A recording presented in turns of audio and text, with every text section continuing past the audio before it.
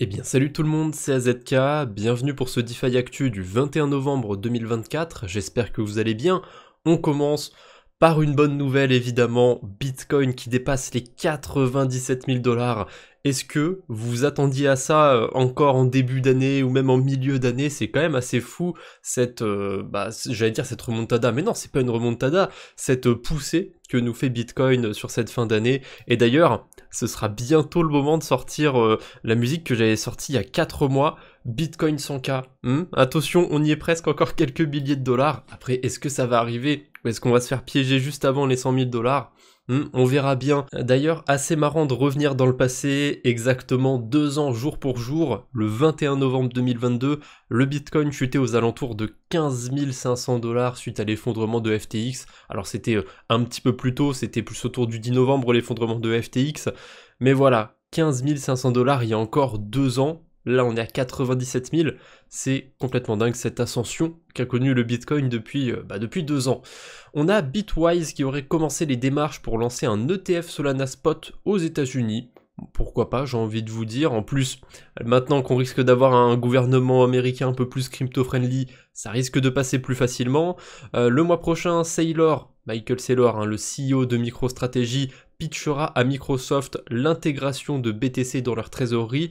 Il y a eu une news comme quoi Microsoft envisagerait d'accumuler un peu de BTC dans sa trésorerie. Je sais plus exactement d'où ça sortait. Il y avait même eu un pari sur Polymarket, il me semble, autour de cette affaire, mais évidemment, Microsoft n'a pas encore acquéri de Bitcoin, donc la résolution de ce pari était plutôt négative. Mais voilà, là on a Saylor qui va aller pitcher un petit peu Bitcoin à Microsoft. Curieux de voir si on va en entendre à nouveau parler. En tout cas, quand on en saura plus, évidemment, on le repassera dans les prochains DeFi Actu. Tiens, en parlant de Polymarket, depuis la fin des élections présidentielles américaines, bon c'était plutôt évident, mais l'open interest, donc les paris ouverts sur Polymarket, ont complètement chuté, c'est passé de 510 millions à 95 millions de dollars, et on voit que avant le gros pic là du mois de novembre, enfin du mois d'octobre même, on était autour des 100 millions de dollars. Donc ça a bien baissé au niveau des open interest, mais honnêtement 95 millions de dollars ça reste pas mal quand même pour une plateforme de paris crypto. Donc est-ce que c'est la fin de la hype ou une pause passagère comme c'est titré sur le post de journal du coin? Honnêtement, je pense que c'est ni l'un ni l'autre. Pour moi, c'est même pas une pause. C'est juste qu'il y a eu tellement un élan de spéculation autour des élections présidentielles américaines. Là, c'est normal que ça retombe. Mais je trouve que ça reste des chiffres très, très encourageants. En tout cas, je change pas mon plan. Mon plan, c'était de le farmer jusque fin 2024. Et si jamais j'ai des paris qui se terminent début 2025, j'attends qu'ils se terminent. Et ensuite, je sors mes liquidités de Polymarket. Ça doit faire peut-être 2 semaines que j'ai pas été voir s'il y avait des nouveaux paris, ce que ça a donné les miens. Faudrait que j'aille jeter un œil. Tiens, ça me permet de faire un petit rappel aussi pour moi-même, cette vidéo. On a DWF Labs qui annonce lancer un fonds de 20 millions de dollars sur des mêmes coins. Alors, pour moi, c'est pas une très bonne nouvelle, parce que DWF Labs, c'est pas des gentils.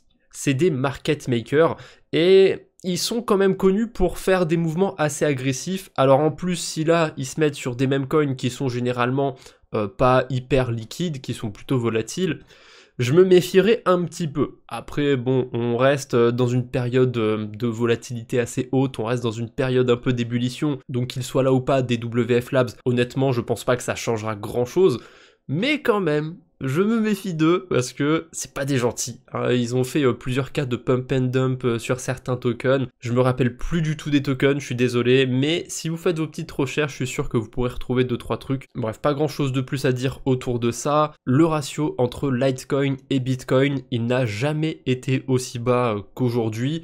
Alors là, vu qu'on a un Bitcoin qui a pump, peut-être qu'on a un LTC qui a pump un petit peu aussi, j'en sais rien. Mais bon, là quand on voit la courbe du graphique, c'est visuel. Si vous écoutez juste la vidéo, vous passez ça en mode podcast, dites-vous que le graphique, il y a beaucoup de volatilité sur la gauche, et sur la droite, il est tout plat et il est très bas. Voilà, c'est une catastrophe Litecoin contre Bitcoin. Je parle en termes de spéculation, bien évidemment. Litecoin continue de fonctionner. Après, je sais pas s'il a toujours son rôle d'avant. Il me semble qu'avant, Litecoin, ça servait à décongestionner un petit peu Bitcoin, mais je pense clairement pas que ce soit encore utilisé pour ça aujourd'hui, parce que Bitcoin, entre les versions synthétiques qu'on a sur d'autres blockchains, entre le Lightning Network, je suis pas sûr qu'on puisse le compter, mais bon, avec toutes les solutions qui ont vu le jour aujourd'hui autour de BTC, Je sais pas si on a particulièrement besoin d'une solution comme Litecoin aujourd'hui, donc peut-être qu'il en paie un petit peu le prix, et malgré le fait qu'il y a eu un peu de com récemment autour de Litecoin, hein, Litecoin qui s'est vendu un peu comme un meme coin, ça n'a pas particulièrement marché pour faire remonter, pour faire revenir un peu le cours du LTC. Et tant qu'on est dans les comparaisons, là on a Sol contre Ethereum, et autant je suis pas hyper fan de Solana, autant le graphique quand même, hein, il est plutôt bullish, hein. Quand on le regarde on se dit on aimerait bien qu'il aille un petit peu plus haut. Après c'est vrai que ça a tendance à être assez parabolique là, ce qui se fait sur le graphique, et en général hein, les phases paraboliques ça dure jamais éternellement. En tout cas Solana atteint quand même 31%, quasiment un tiers de la valorisation d'Ethereum, c'est pas mal du tout. D'ailleurs si on regarde où était le Solana pendant le bear market contre Ethereum, on voit qu'il était autour de 2-3%. Ça veut dire que contre Ethereum, Solana il a quand même fait un x15 depuis début 2023. À mon avis, là on est plus proche de la fin de la hausse que du début, bien évidemment. Mais peut-être qu'avec des ETF sur Solana ou quoi, on pourrait avoir un petit peu plus de carburant dans la fusée. Je me méfierais quand même, parce que quand on a eu les ETF sur Bitcoin et sur Ether, ça a plutôt tendance à marquer les points hauts de ces cryptos. Donc Solana, peut-être que ça pourrait aussi marquer le point haut. Faites attention si jamais on a des grosses news plus tard autour des ETF. Tiens, tant qu'on est sur Solana, franchement j'ai mis les news dans le bon ordre hein, pour une fois. On a l'USDS, donc c'est le nouveau DAI, qui est disponible sur Solana maintenant, et il y a des incentives en ce moment, il y a des intérêts bonus quand vous allez déposer des USDS sur tout un tas de protocoles. J'ai pas été zioté, je sais pas si c'est intéressant. Par contre, j'ai vu passer qu'il y avait déjà 80 millions, peut-être même 100 millions d'USDS maintenant sur Solana. Donc ouais, s'ils distribuent 500 000 $ sur une semaine, je sais pas s'il y aura des opportunités de fou furieux autour de ce stablecoin sur Solana, mais j'irai me pencher quand même dessus, j'irai voir, et si jamais je trouve un truc intéressant, je ferai un petit tweet, ou je ferai un petit message sur le Discord pour ceux qui y sont. Pour ceux qui farment du côté de Solana, n'hésitez pas à creuser un petit peu de votre côté, peut-être qu'il y a des protocoles sur lesquels on peut déposer de l'USDS, et sur lesquels on a des intérêts bonus. Il y a PayPal avec leur stablecoin qui fait exactement la même chose, qui donne des intérêts bonus pour essayer de pousser les gens à utiliser leur stablecoin, et ça fait déjà des mois. Hein. PayPal, quand même, ils ont le budget puisqu'ils distribuent encore des incentives, donc là je sais pas combien de temps ça va durer pour Sky Ecosystem, hein, anciennement Maker. On verra bien. Allez, maintenant on passe sur les mauvaises nouvelles du jour. Il n'y en a que deux et on va pas vraiment parler de crypto pour la première, puisque c'est une faille Zero Day qui touche les MacBooks possédant une puce Intel. Bon, pour ma part, je suis sauvé, j'ai pas de MacBook, donc ça devrait aller. Mais si jamais vous en avez un, pensez à faire la mise à jour le plus vite possible, afin d'éviter tout problème. Et la deuxième mauvaise nouvelle, c'est pas vraiment une mauvaise nouvelle, mais c'était plus pour vous montrer un petit peu comment ça se passe quand un hacker vole des sous sur un protocole et qu'il essaye de blanchir un petit peu les fonds. Alors on n'en est pas encore là, même s'il y a déjà des sous-sous qui sont passés par Tornado Cash, mais en gros le hacker il a subtilisé les fonds ici, il les a envoyés, il les a dispatchés sur plein d'adresses différentes, ensuite il a tout bridgé sur plein d'autres adresses différentes. Encore une fois c'est plutôt visuel, et le hack là qui est à l'écran c'est celui de Polter Finance dont je vous ai parlé dans le dernier DeFi Actu. D'après un post j'avais cru voir qu'il y avait des fonds qui avaient été déposés sur Binance, mais en réalité c'est pas le cas quand on regarde ce diagramme.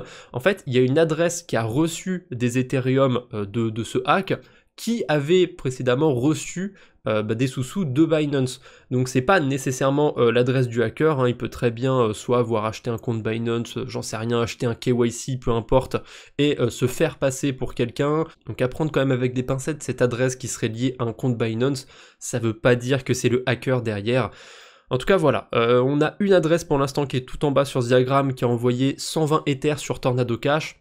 Ça veut dire que le hacker commence à essayer de blanchir les sous-sous, et que si vous avez des fonds qui étaient déposés sur Polter Finance, c'est plutôt mal barré pour l'instant. D'ailleurs, hein, si vous avez le diagramme à l'écran, vous voyez que le hacker a quand même utilisé des dizaines d'adresses, et encore, là on n'est pas dans un des cas les plus extrêmes, les plus développés. J'ai déjà vu des diagrammes avec littéralement des centaines d'adresses, ça peut parfois être assez fou, et là ça reste relativement simple, hein. C'est bridgé une fois, des fois c'est bridgé 3-4 fois sur 10 adresses, enfin c'est complètement zinzin les techniques, les stratégies qu'il peut y avoir parfois pour blanchir de l'argent tout simplement. C'est à peu près tout ce qu'on avait autour des mauvaises nouvelles, donc on enchaîne comme d'habitude avec les levées de fonds, et j'ai parlé d'eux en début de vidéo. Bitwise, ils ont déposé du coup une demande de TF Spot sur Solana, et ben là ils viennent d'acquérir une compagnie de staking d'Ethereum. c'est très intéressant parce qu'à mon avis, ça veut dire que Bitwise, ils vont vouloir lancer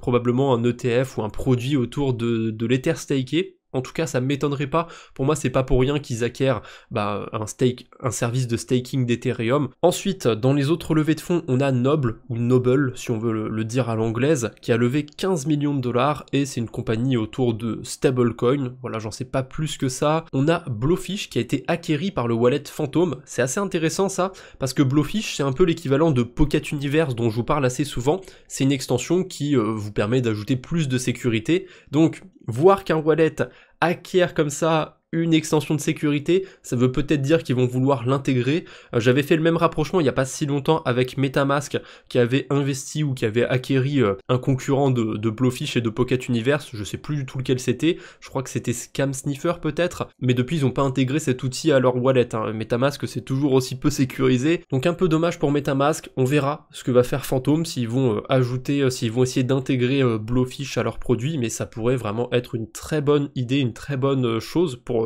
le wallet, hein. Forcément rajouter plus de sécurité, c'est toujours une bonne chose.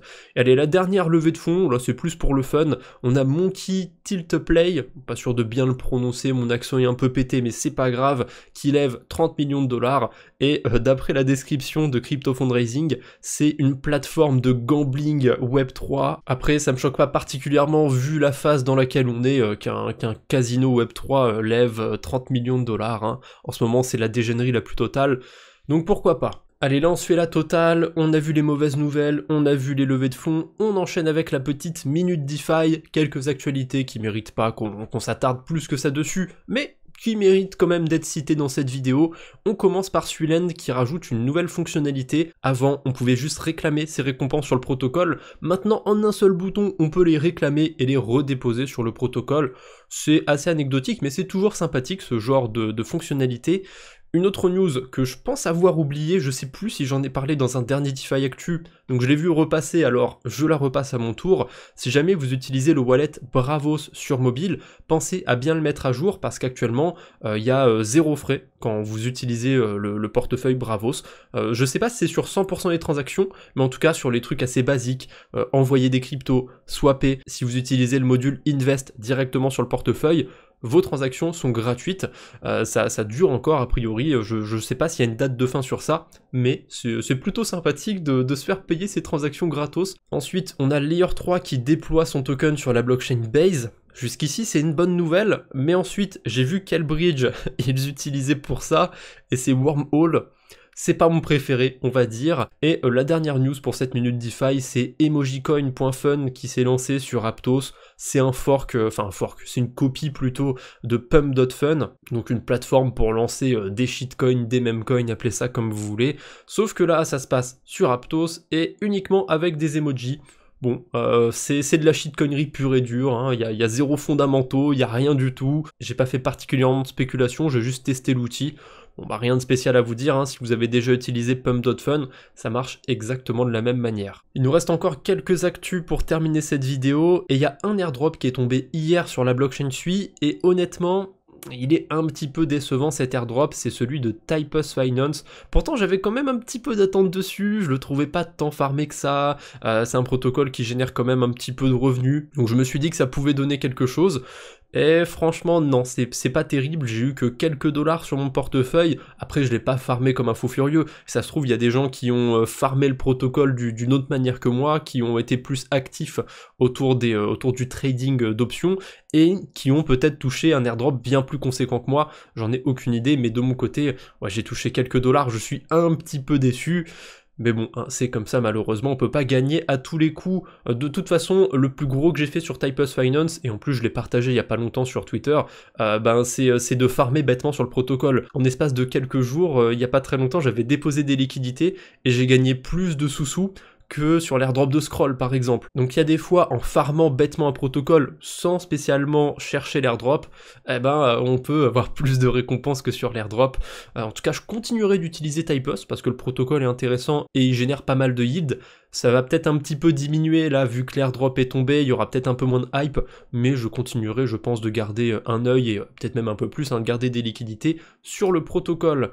Ensuite, toujours sur la blockchain Sui, on a Suiland qui en dévoile un petit peu plus sur ses tokenomics. Alors on ne sait pas encore quand sera distribué l'airdrop. Voilà, ils nous disent qu'il y aura 65% des tokens pour la communauté, 20% pour les investisseurs. D'ailleurs, ils seront vestés pendant 2 ans, 15% pour la team, eux ils seront vestés pendant 4 ans. Sur le papier, les tokenomics sont pas mal. On n'a pas le chiffre de 1 milliard de tokens qui me saoule, que je vois partout. Là, on est sur 100 millions de tokens, ce qui change pas grand chose à vrai dire. Et ils vont faire un système de... Ils appellent ça des M-drop. Je sais pas exactement pourquoi ils ont choisi ce nom-là. Alors, qu'est-ce que c'est qu'un M-drop? Eh bien, c'est juste le fait d'airdropper... plusieurs catégories d'utilisateurs, on va dire. Donc il y a 40% des tokens qui vont être airdroppés a priori. Je sais pas si tout va être airdroppé le jour 1. Si c'est le jour 1, c'est quand même balèze, hein. Ça veut dire qu'il y aura 40% des tokens dès le début. J'ai pas fait attention à ça. Il y a vraiment 40% des tokens dès le début? Ah ouais, a priori, ça a l'air d'être ça quand je regarde le graphique juste en dessous. Donc, il y aura la moitié de cet airdrop, donc 20% de tous les tokens qui seront distribués aux gens qui ont des points et aux utilisateurs early. Ça veut tout et rien dire utilisateur early, mais je sais que j'ai utilisé Suiland au tout début, j'avais même le NFT à la con là pour accéder à leur bêta, donc forcément ça fait monter un petit peu mes attentes là, alors comme ça veut mettre bien les utilisateurs early. On verra bien, on verra bien. Bon, je serai pas non plus mécontent si j'ai pas grand chose. Suiland, c'est un protocole de lending. Ensuite, il y a 5% des tokens, donc 4 fois moins que pour les points, qui seront airdroppés aux communautés sur Sui. Donc ça va être des communautés autour de certains NFT, hein, notamment leur propre collection. Là, ils ont enchaîné les tweets à dire que telle communauté aurait des tokens, etc. Ils vont ratisser un petit peu large. Si vous êtes un petit peu actif sur Sui, franchement, il y a moyen que vous touchiez des tokens, même si vous n'avez pas interagi avec Suiland. Après, vu qu'il y a assez peu de tokens pour l'écosystème, vous attendez pas à avoir des 1000 et des 100 juste parce que vous détenez un NFT sur Sui. Et le dernier critère, là il y a quand même 15% des tokens pour ça, c'est ceux qui détiennent des tokens Save sur Solana. Parce que Suiland, c'est développé par les mêmes devs que Solend, qui s'est maintenant renommé en Save, donc un protocole de lending sur Solana. Sur le papier, c'est assez intéressant, j'ai hâte de voir ce que ça va donner quand même. 40% d'airdrop, risque d'y avoir une pression vendeuse assez vénère au début, et en plus il y aura quelques liquidités pour la trésorerie et pour les investisseurs qui seront débloqués au tout début, donc il y aura 50% des tokens dispo day one. Ouais, je me demande ce que ça va donner du côté de Suiland. Ensuite, du côté de la blockchain Core, on a une grosse mise à jour qui est sortie, la mise à jour Fusion, et ça lance un nouveau produit dont je vous ai parlé il y a un petit moment, c'est du liquid staking sur Bitcoin. Alors j'ai pas creusé le fonctionnement, je vous avoue que j'ai pas particulièrement compris, j'ai lu le post vite fait sur Twitter, je l'ai même lu en diagonale, hein, je vais être honnête, j'ai pas creusé le truc à 100%, mais de ce que je vois, on peut aller staker des tokens Core avec du Bitcoin, ou juste du Bitcoin tout seul, pour gagner du yield. Ça fait un petit peu, c'est pas Ponzi le mot que je cherche, mais je sais pas, ça fait un petit peu bizarre ce mécanisme où si on rajoute des tokens Core, on peut avoir plus de yield, plus de rendement, sachant que le rendement, si je dis pas de bêtises, en plus il est dans le token Core. Donc je sais pas, un petit peu curieux cette mise à jour, on verra ce que ça donnera. Peut-être que j'ai rien compris, que ça va être super, que ça va être la mise à jour du siècle, j'en sais rien. En tout cas, il y a une nouvelle fonctionnalité sur Core, on peut maintenant staker du Bitcoin, et on peut même le staker avec des tokens Core. Voilà, pourquoi pas pour ceux qui seraient exposés à cet écosystème, il y a des nouveaux trucs à faire là-bas. J'aurais dû le passer avant tant qu'on était dans les airdrops, mais c'est pas grave, on le passe maintenant. On a aussi l'airdrop de Ziphy qui a été lancé, donc Ziphy c'est essentiellement un agrégateur sur ZK-Sync, mais pas que, il couvre un petit peu plus que ça, c'est une solution de Paymaster, donc une solution qui permet de payer ses frais avec d'autres cryptos que de l'Ethereum sur ZK-Sync. J'avais déjà fait une vidéo sur Ziphy pour ceux qui seraient curieux de savoir comment ça marche, et franchement, je dois dire que l'airdrop était pas dégueu, hein, il était plutôt fair. Déjà Ziphy, il faut savoir que actuellement, il vous paye encore vos transactions sur ZK-Sync, partiellement ou entièrement dans certains cas, et pour le farmer, on pouvait se faire payer des transactions sur ZK-Sync. Donc là, je pense qu'on est sur le seul cas d'un protocole qu'on pouvait farmer gratuitement entre guillemets, mais en faisant de vraies transactions, vous voyez, sur Mainnet. C'est un protocole qui a pu vous payer des frais de transaction et qui en plus vous récompense avec un airdrop. J'ai pas eu tant de tokens que ça sur l'adresse de ma chaîne YouTube, mais j'ai vu qu'il y avait des wallets qui avaient touché plusieurs milliers de tokens Ziphy. Je sais pas combien il vaut exactement le token Ziphy, je crois qu'il valait 5 centimes hier, le 20 novembre, donc forcément au moment où vous regarderez la vidéo, il aura peut-être baissé un petit peu ou monté, qui sait, mais Bon, je suis pas sûr à 100% vu qu'on est quand même sur un airdrop autour de ZK Sync. Mais voilà, c'était la bonne surprise du jour Zifi. Donc je vous mettrai le lien en description pour vérifier si vous êtes éligible. On sait jamais. Fallait bêtement utiliser l'agrégateur du côté de Zifi. Donc si vous avez fait un petit peu d'interaction sur ZK Sync à l'époque pour farmer, franchement ça coûte rien de vérifier si vous êtes éligible. Au pire vous allez perdre quelques secondes de votre vie. Allez, pour terminer le même du jour, je pense que vous l'avez vu passer parce que tout le monde l'a ressorti et c'est vrai que c'est assez ironique. On a un enfant, d'après les sources, j'ai vu des fois qu'il avait 10 ans, des fois qu'il avait 12 ans, donc on va dire un enfant avec un âge non identifié qui a lancé un meme coin sur Pump.fun et il a décidé de rug en plein live. Voilà, il a vendu tous ses jetons pour 30 000 $. Alors à mon avis, s'il n'avait pas rug, ce ne serait jamais arrivé. Mais du coup, ce qu'il s'est passé, c'est que l'histoire fait parler un petit peu d'elle, ça s'est ébruité, le token a pris de l'ampleur, et les jetons qu'il a vendus, ça a atteint plusieurs millions de $. Alors là, sur le post de Coin Academy, ça dit 4 millions de $, mais à un moment, je crois que c'est monté encore plus haut, genre 6 ou 8 millions de $, c'est complètement fou. Évidemment, s'il n'avait pas rug comme ça en plein live, s'il n'y avait pas eu toute cette histoire, je pense pas que ce coin aurait été aussi haut, mais c'est assez ironique comme histoire, et comme quoi, hein, il faut toujours garder un moonbag dans son portefeuille, on ne sait jamais. Voilà, c'est à peu près tout ce que j'avais pour aujourd'hui, j'espère que cette vidéo vous a plu, on se retrouve bientôt j'espère, d'ici là portez-vous bien, salut tout le monde.